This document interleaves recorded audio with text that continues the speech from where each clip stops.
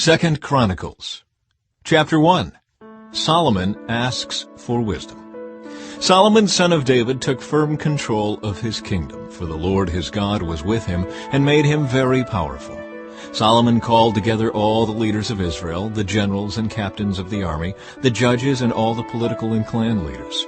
Then he led the entire assembly to the place of worship in Gibeon, for God's tabernacle was located there. This was the tabernacle that Moses, the Lord's servant, had made in the wilderness. David had already moved the ark of God from Kiriath-Jearim to the tent he had prepared for it in Jerusalem.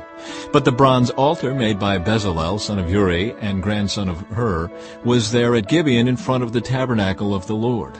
So Solomon and the people gathered in front of it to consult the Lord.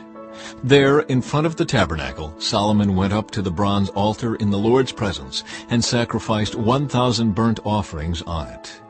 That night God appeared to Solomon and said, "What do you want? Ask, and I will give it to you."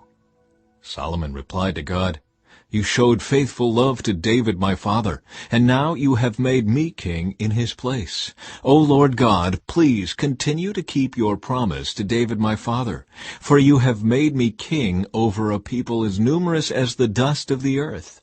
Give me the wisdom and knowledge to lead them properly, for who could possibly govern this great people of yours?" God said to Solomon, "Because your greatest desire is to help your people, and you did not ask for wealth, riches, fame, or even the death of your enemies, or a long life, but rather you asked for wisdom and knowledge to properly govern my people, I will certainly give you the wisdom and knowledge you requested. But I will also give you wealth, riches, and fame, such as no other king has had before you, or will ever have in the future."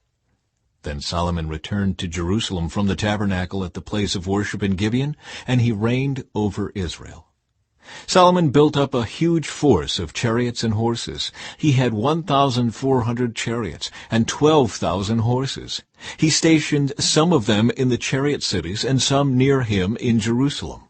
The king made silver and gold as plentiful in Jerusalem as stone, and valuable cedar timber was as common as the sycamore fig trees that grow in the foothills of Judah.